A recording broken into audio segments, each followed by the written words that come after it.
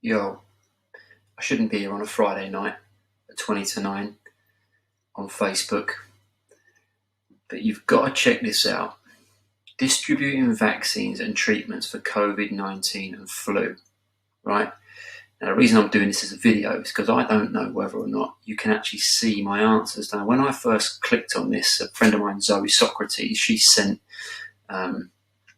this to me, and over here, well, I'm not going to show you because I'm not going to go back now because I finished the form.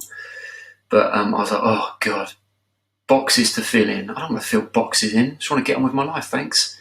Anyway, so I thought to myself, I'm sure there's going to be other people that have exactly the same response. Yeah. Just want to get on with your life. But anyway, another good mate of mine, Mark Snare, he wrote this: please share this and make sure you contribute your opinions. Please don't ignore it.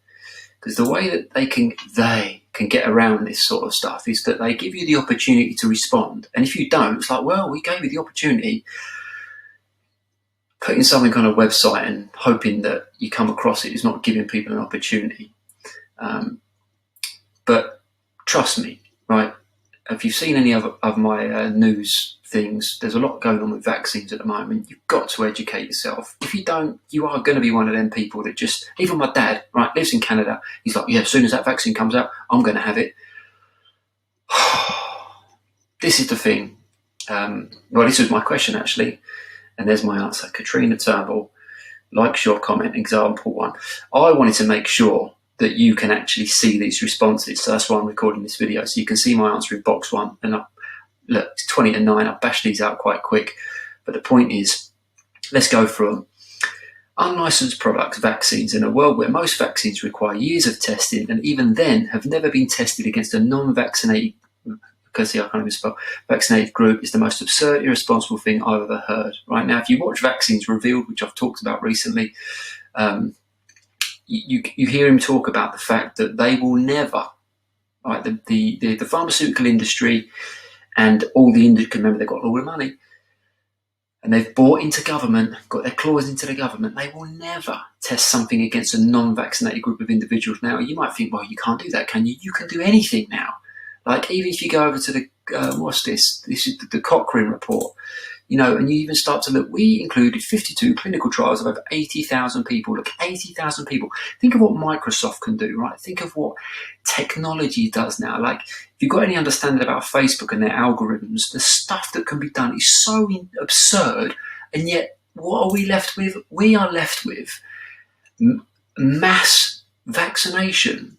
Like, look, if you don't understand the fact that we have got enough technology now to do personal science, personal medicine based on biochemical individuality, you just, I want to say, you're clueless.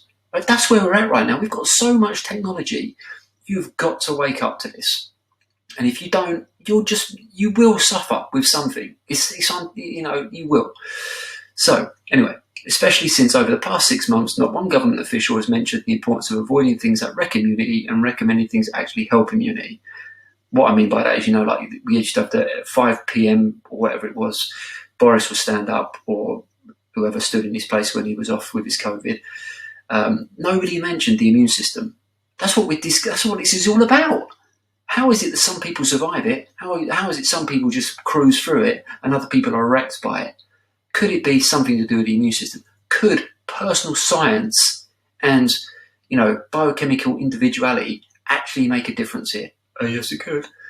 So many highly qualified experts and doctors know without a shadow of a doubt that vaccines and the ingredients in them, because most people don't even know what they're getting. It's like you give someone a burger and chips, they know they're getting a burger and chips. Where'd the burger come from? Well, they're not really sure, but they kind of know it's meat, and they kind of know because it's right in front of their face. You get something jabbed in your arm, people don't even know what it is.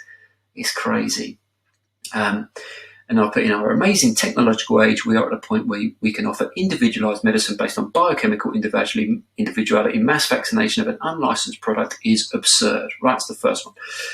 Second one, liability and immunity. Any damage to an individual made by a vaccine that hasn't been tested thoroughly against a non-vaccinated group should put the manufacturer, researchers involved in the development, and the government at risk of the highest level of prosecution and damages.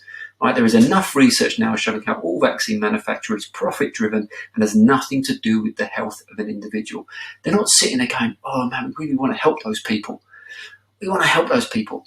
They're not sitting there at 20 to 9 on a Friday night putting a video together in the hope that one person actually can open their brain and accept some good, solid information.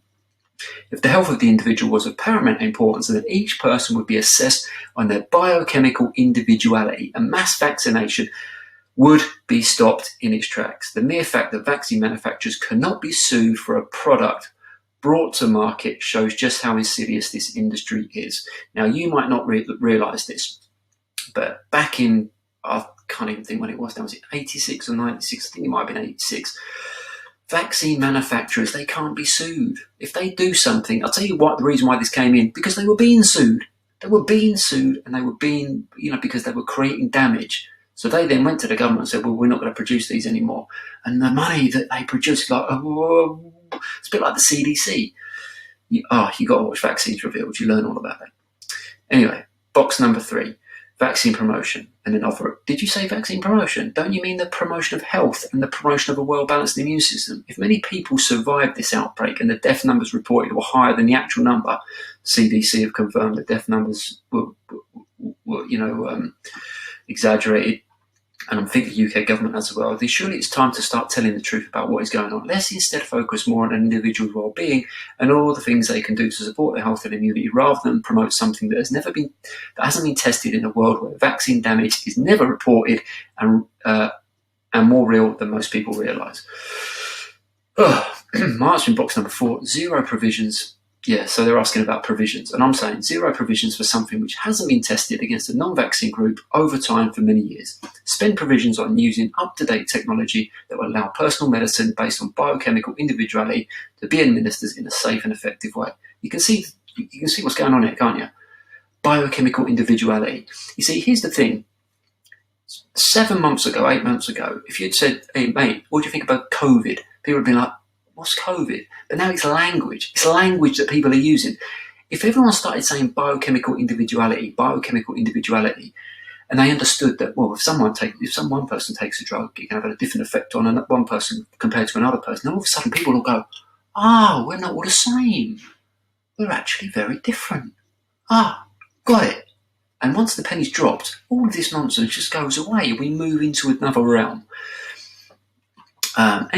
Any taxpayer funds going towards a vaccine that hasn't been tested against a non-vaccine group, in my opinion, is a crime against humanity, especially when no efforts have been made to educate people about their own health and immunity, other than Boris making supersized Mars bars smaller or some nonsense like that. I'm sure because apparently people who are overweight, COVID is worse for them, so they made chocolate bars smaller, or they weren't, something like that.